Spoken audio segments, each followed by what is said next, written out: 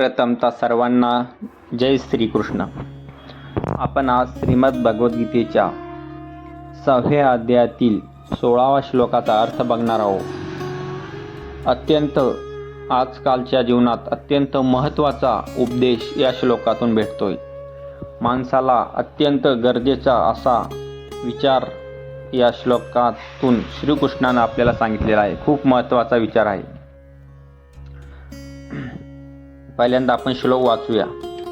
नात्यश्नतस्तु योगोस्ति न चेकांत मनश्वत न चाति स्वप्नशीलस्य जाग्नतो नैव चार्जुन.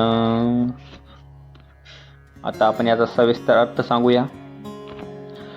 या श्लोकामध्ये भगवान श्रीकृष्ण अर्जुनाला सांगतात की हे अर्जुना, जो माणूस खूप जास्त खातो किंवा जो अजिबात खात नाही, उपाशी राहतो, तसे जो खूप जास्त झोपतो किंवा जो अजिबात झोपतही नाही, सतत जागा राहतो, अशा माणसांचा योग कधी सिद्ध होत नाही. थोडक्यात सांगायचे तर कोणत्याही गोष्टीचा अतिरेक हा विनाशाकडे नेतो. श्रीकृष्णाने येथे मध्यम मार्ग सांगितलेला आहे. समतोल, माणसाचा समतोल असला पाहिजे. समतोल स्वीकारण्याचा सल्ला दिला आहे. याचे विश्लेषण आपण आता बघूया. अति आहार, खूप जास्त खाल्ल्याने माणसाला आळस वाढतो, शरीरात चरबी आणि रोग वाढतात.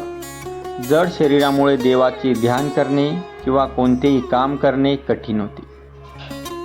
माणसानं जास्त खाल्लं तर माणसाचं वजन वाढतं, चरबी वाढते, माणसाचं अंग जड पडतं. त्यामुळं माणसालाचं मन एकाग्र होत नाही आणि तो कुठल्याही प्रकार काम असं व्यवस्थित करू शकत नाही.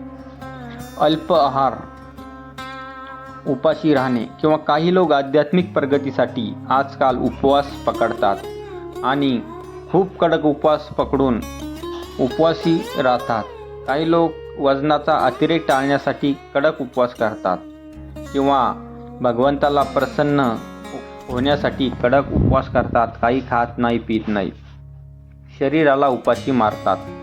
पण यामुळे शरीरातील ऊर्जा संपते, इंद्रिय अशक्त होतात आणि मन एकाग्र होण्याऐवजी सतत त्या अन्नाचाच विचार करत राहते.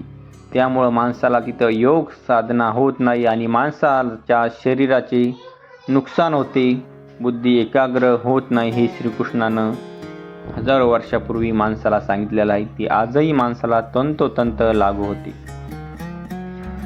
अति झोप, दिवसभरात गरजेपेक्षा जास्त झोपल्यानेही तमोगुण वाढतो. माणसाची बुद्धी मंद होते आणि मौल्यवान वेळ वाया जातो. श्रीकृष्णाने श्लोकात सांगितलं की दिवसा झोपायचं नाही. दिवसा झोपल्यानं माणसाची बुद्धी मंद होत चालते आणि आपला मौल्यवान वेळही वाया जातो. हे आपल्याला माहीत आहे. हे श्रीकृष्णाने तेव्हाच उपदेश दिलेला आहे. तसे अति जागरण, कमी झोपणे.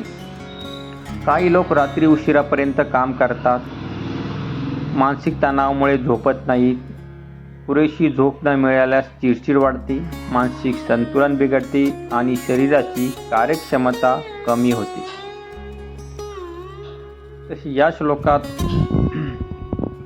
खूप महत्त्वाची माहिती आपल्याला सांगितली आहे की आपण थोडीफार का निवास सत्यात उतरवला पाहिजे. हे आपल्या संस्कृतीनं आपल्याला हजारो वर्षापूर्वी सांगून ठेवलेलं आहे.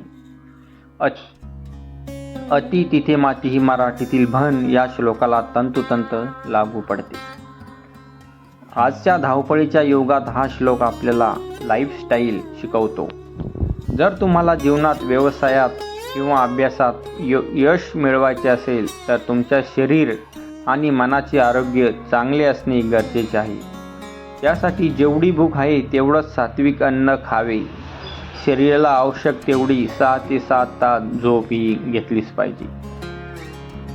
चला तर या श्लोकाचं आपण थोडंफार तरी शिकूया, आचरणात आणूया आणि आपल्या शरीराचा फायदा करूया. श्लोक चांगला वाटला असेल तर चॅनलला सबस्क्राईब करा आणि लाईक करा.